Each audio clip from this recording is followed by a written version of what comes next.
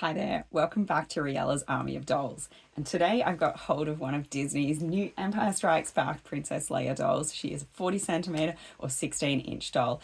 And I'm going to be opening her up, taking her out of the box, playing with her, and showing you everything she does today. When I saw this doll released, she was an absolute no-brainer for me. Obviously, 40 centimeter, 16-inch dolls, they are my thing. I just love them. But also, I'm a huge fan of Star Wars, and having grown up in the 1980s, those original 3 Star Wars movies, they are just everything to me. So I clicked buy almost before I looked at the doll. I thought, 250 Australian, 150 USD, that's a pretty reasonable price for a large size doll, especially when she comes with R2-D2. As you can see them here in the box. We've got Leia, we've got her blaster, we've got her companion R2-D2. Wow, to me that's pretty good value. It was only after buying her that I started to have some second thoughts. For one, although I love Empire Strikes Back, in fact it is probably my favourite of the Star Wars movies, this to me isn't iconic Leia. If I was going to make iconic Leia, why wouldn't I make her in a white gown with her hair buns from episode 4? Or if not, maybe in her slave outfit from episode 6 with Jabba the Hutt. Those are iconic looks for Leia. This one, not so much. Second thing that I had second thoughts about was her face. It's kind of okay, but does it look like Leia? Not really. And you know what? I'm not sure how I'll feel about this doll when I get her out, but I really want to. A Star Wars doll, yes. My final second thought was Disney Princess Leia. Is that really cool or is that really cheesy? I get it, Disney bought Star Wars. Does that make Princess Leia a Disney princess? I guess it technically does. Does it make her a Disney princess in your heart? This box is absolutely huge. It is also extremely heavy. So if you aren't getting this shipped direct to you from Disney, it is going to probably cost you a pretty penny. I do like the box though. It is decorated with a really iconic Star Wars look. It's obviously got the logo here. The great thing about Disney owning these dolls is that they can do everything really, really official. Down the bottom, it shows that it is a limited edition of 4,890. I could not find any important significance of that number. Perhaps you can post if you think there is one. It seems pretty random. The closest I could see was that it's a bit of a combo of 1980 when this movie came out. I do really like the box. I think it is a pity that it is so heavy because I don't know if I can actually, keep it and use it. It's certainly too big to display. When you saw it behind me, it was literally filling up my shelf. It looks like this front section is essentially going to slide out and allow us to get to the back. I do really want to take this Leia out.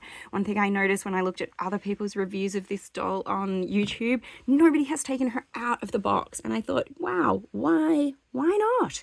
I'm guessing they just want to keep her in to retain her value. And you know what? Dolls are meant to be played with. So viewers, you want to see me play with this doll, I'm going to take her out, especially that R2-D2. Super cool. I'm not sure if he's meant to have all these kind of scratches on the top.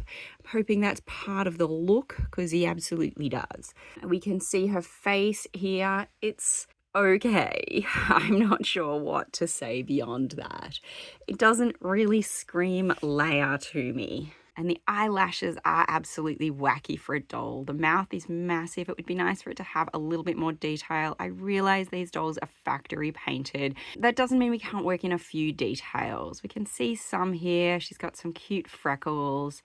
She's got the eyebrows that have a little bit of detail. But beyond that, I feel it is not terribly exciting. I do like her hairstyle though, and it is pretty authentic, although I really would have liked to see Leia with her side buns from A New Hope. Slid the front section out from the back section, and now we can also take off the cover and we can get a better view of the dolls inside, which also revealed to us the certificate of authenticity. To be honest, I don't really care about certificates of authenticity with this kind of doll. I mean, if you've got her box and all that, she's going to be the real thing. I do find it funny that the side I've just picked up is all in French. We've got an English side and a French side. It shows you where Disney likes to release their stuff.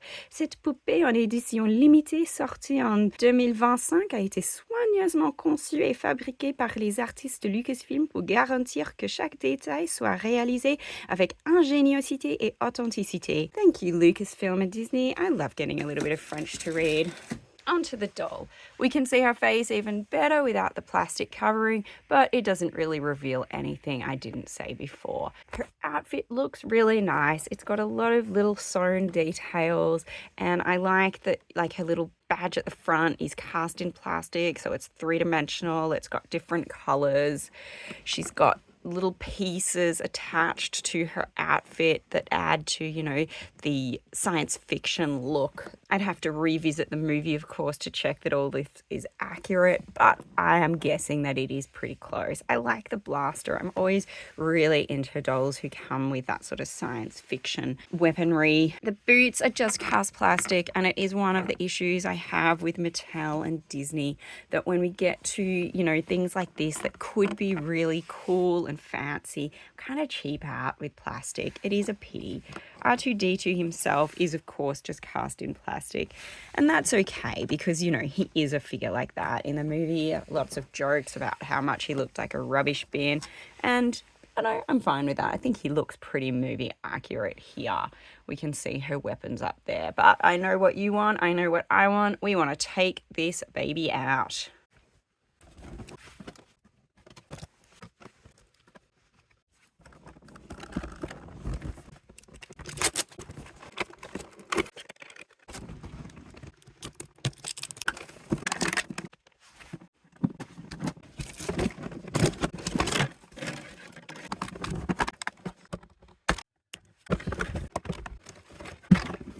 I always find that opening dolls is a little bit of a puzzle. It's, you know, working backwards with all the ties and clips that they have, and this was absolutely no different from that. In fact, I found there were just so many little metal ties that I had to go and find, and I really wasn't sure which ones I needed to do and which ones I didn't, and it took quite a long time. But what I liked about it was that there was almost nothing to cut in opening this doll. I did end up cutting two things. So the snips that held her head in place, that was slightly disappointing that we had those, and I chose to cut some of the plastic that was holding her hands and her blaster into place.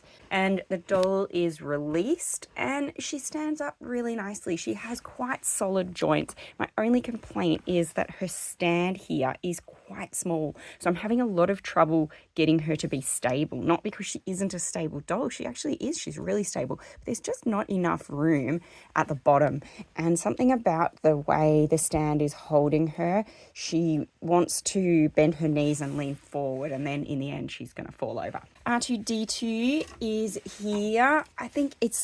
I'm so impressed that this doll came with such a good accessory, and I heard another reviewer say they thought it was because, you know, for once a Disney princess didn't come with a giant gown. But actually, I think I like Leia's outfit better than a giant gown anyway. And the R2-D2, although he's not amazing, he is pretty cool. So if we make him the hero shot for a little while, you can see he is pretty good resemblance from the film. I don't really have any arguments about how he looks, and he does have a few moving parts, even though he's really just plastic. So his headpiece moves from side to side. That's quite cool. We can make a nice shot with that. And his feet, or rollers, they do wiggle a little bit as well. All three of them. So, you know, you can pose him in different ways. As far as I can see, that's all he does. And probably my only complaint is that these littler parts like this, that could have been metal, but it's not. It's plastic. And I can feel as I push on it that it is a weak point. If you fell off the shelf or something, I really think that would just snap off. The other thing I would probably like to see is that R2-D2 does lots of things. Like, he's got, you know, little pieces that come out, little tools. It would have been nice to have an accessory with him. You know, not just with Leia. Why can't R2-D2 get his own accessory? But overall, I think he's cool. So I'm pretty happy with R2-D2. He's really an accessory rather than a character on his own, which I guess is the only complaint I have. Then we've got Leia. I think I've got her standing up now. I've got her feet in front of the stand and she seems to be a little bit more stable. Now, we could see her face pretty well in the box, so I don't have much new to say about that. But she's got quite a nicely moving neck that allows her head to pose very, very easily in all sorts of directions. I do really like the hairstyle. It's quite detailed. We've got the plait bun all around her head, and Leia is just so known for all her wild hairstyles that use her long hair to the fullest extent. She's got the little tendrils down the side, and as per the movie, she's got this kind of widow's peak hairline. We can see one of her eyelashes has come loose. No surprise, her eyelashes are just wacky, and they just make her look so much more like a doll than a person. I really feel like if we'd had more authentic eyelashes, I would have felt happier about the whole look of this doll. As it is, her face is okay, but it is crying out for a makeover. And if people are going to leave this doll in a box, we're probably not going to see many makeovers. But people who take her out, like me, I might actually consider giving this doll a makeover. We got some cool accessories. The goggles, they're just cast plastic. That said, you know, on Hoth, they probably were dark lenses, so maybe it doesn't matter too much. They go on quite well and look pretty fun as part of the shot. She's got 2 possible weapons that she can use. They're both fun, but, you know, I like the one that she is currently holding. See if she can hold both, but I'm not sure if her hands are up to it. Yes, she does appear to be able to hold both weapons at a time, which is, yeah, why not? But again, I guess maybe something a little bit more different would have been a bit more fun here. I do like it, but I don't love it. Her vest is closed with little plastic hooks, which I don't love, but in the movie it was open, so I'm going to go ahead and cut those so we make it movie authentic, and then I can, you know, move her stand and take her out and undress her a bit more fully as well. I'd love to look at the body that Disney has provided with this doll. So opening her up, I've got her white flight suit underneath, which is a really nice thick padded material. It feels great, and yeah, I'm pretty happy with that. So I'm going to go ahead and take off that vest. Pulling the weapons out of her hand highlights a feature. Well, should we call this a feature or a non-feature? The fact that I don't think her gloves can come off. They are cast. I wouldn't want to rip her hands off. You can see they're not bad. If you can see like into the back, I'm not sure if you can, there's got a bit of space there. So it actually looks like she is wearing gloves, but at the same time, they are replacing her hand. And if I pull that, it really doesn't feel like I could get it off. Biggest issue with that is that I don't know if I can get off her flight suit either, because I think I would need to get them over her hands to get off her flight suit. And I do have a problem with dolls who are, you know, theoretically undressable, but not practically undressable. Boot, oh geez, very stiff. Okay. Whew, need a breather. Just note that was a lot of effort. It's the fact that it's cast plastic that makes it so hard to get off. It is really not a piece that is straightforward. It reveals her high heel foot underneath. I did expect this doll to have flat feet, I guess because she's wearing flat boots, but I'm presuming they've reused a Disney body from other 16-inch, 17-inch dolls who would have had heeled feet. And it does make her a little bit more redressable, because dolls like Robert Tonner and Jean Marshall, that foot looks about the same size. I reckon she'll be able to wear their clothes. Whew, both up. Got her feet there. Few stray threads on the bodysuit. No big deal there. Vest is off. It's really nice. It's thick. It's double layered. It's got a really authentic looking fleece on the inside. I think this is a great piece. I love the quilting at the front. Really got no complaints about that. Her flight suit does up with Velcro. No surprises. It is, you know, that's a pretty typical Disney and Mattel thing. My big question really is it possible to get it on and off over her gloved hands? And I am not sure about that. And I'm not sure if I'm ready to take it off and then not be able to get it back on. So although I do think it would be possible, I think it's just something that is a bit too difficult for me to want to do right now, because I do want to display her in her original outfit. So I can get a good look at her body with just a partial undress. And for anyone who wants to, I think it would be possible to take off the flight suit and put it back on. But I don't think it's a really practical thing to do. I like it anyway, just like the vest. It's a really thick fabric that has a good texture and weight to it, just like I would expect. And it has a lot of stitched details that make it look very authentic. Also like the plastic and painted pieces on it. You know, they're simple, but it just adds to the fun sci-fi feel of this.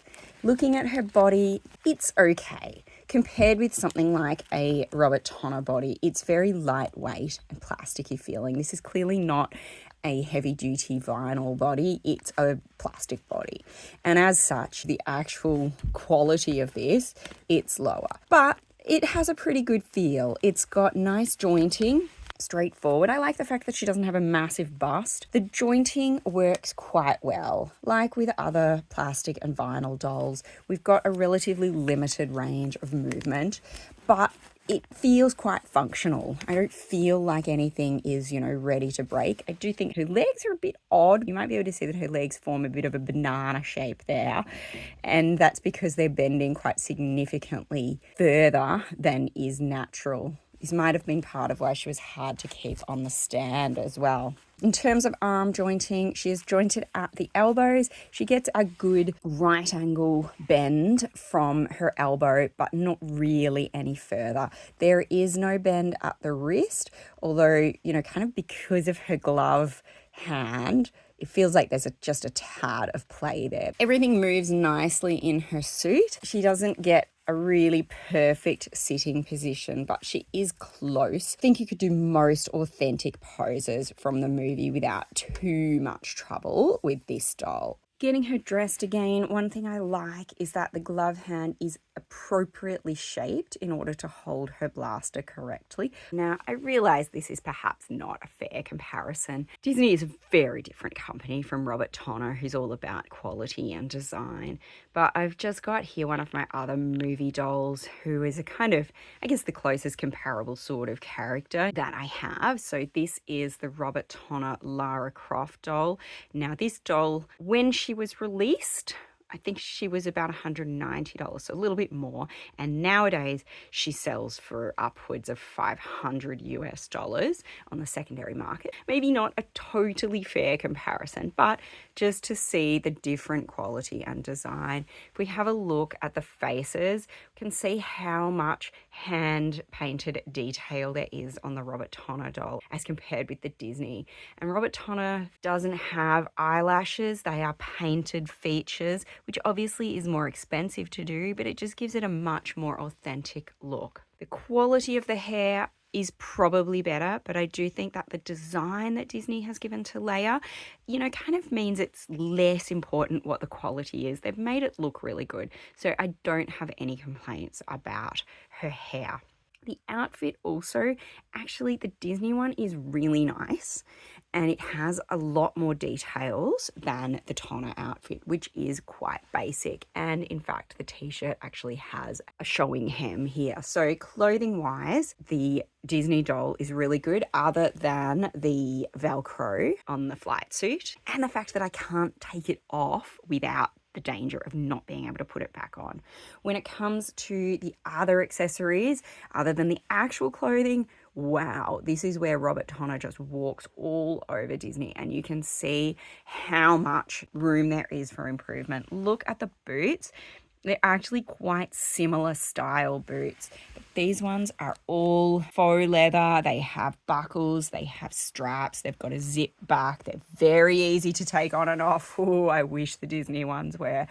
Disney is just some grey plastic that has molded shapes that look a little bit like straps. I wish they were more like real boots. Like, it just leaves so much to be desired. Robert Tonner also gave the Lara Croft doll flat feet, which I think is perfect for the character. With the other accessories, so obviously the Disney ones are okay. You know, we've got these little plastic pieces and we did get the awesome R2-D2 with it as well. But again, he is still just a plastic piece with a couple of joints. The Robert Tonner doll has a lot. Well, one, she's got actual gloves. We've got these very cool resin accessories that have metal pieces. I mean, that just adds so much to have just a little bit of metal. We've got the faux leather that holds it all into place. I just love this doll's accessories. Metal on her belt to join everything and as a buckle.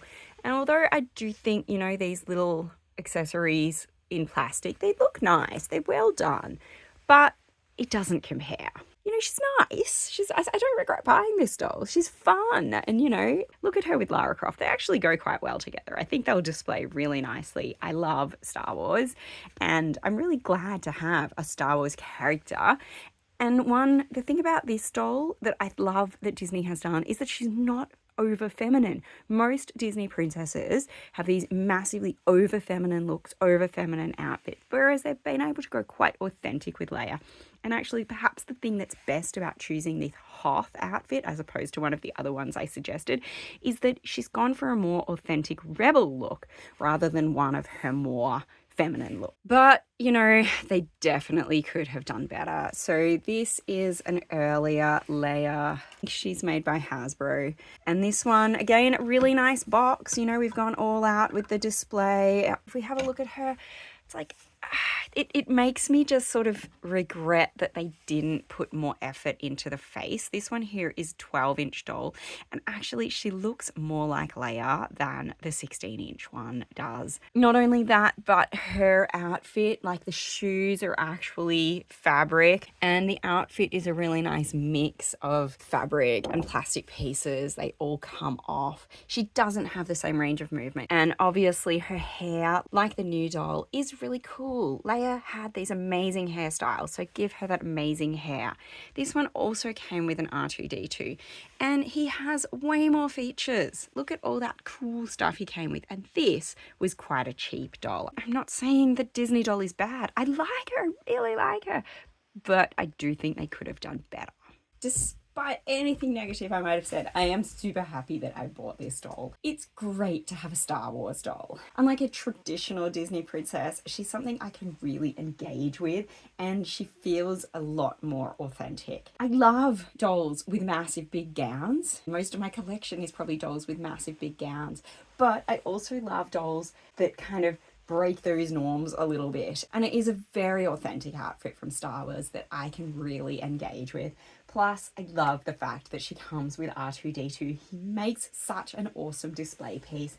And I might complain about him not having too many features, but, you know, to be honest, just being able to move his head is actually enough for me, because that's sort of the main thing that we see R2-D2 do. Most of all, I just love that she's 16 inches tall. That size is not that common, and it is absolutely my favorite. They've just got this lovely weight and feel to them. I really love it, and it's great to be able to add someone new to my 16-inch doll collection. Is she perfect?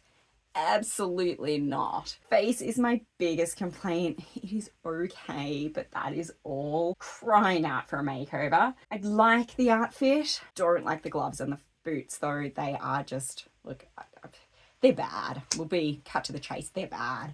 The other accessories are totally fine. I'm quite happy with the blaster and things being plastic. It's a great concept, lacking a little bit in terms of its construction. But you know what? I can forgive that. It's Star Wars. It's Leia. Bring it on. Can we get a Prince next time? I would love to add a 16-inch Luke or Han Solo to this collection.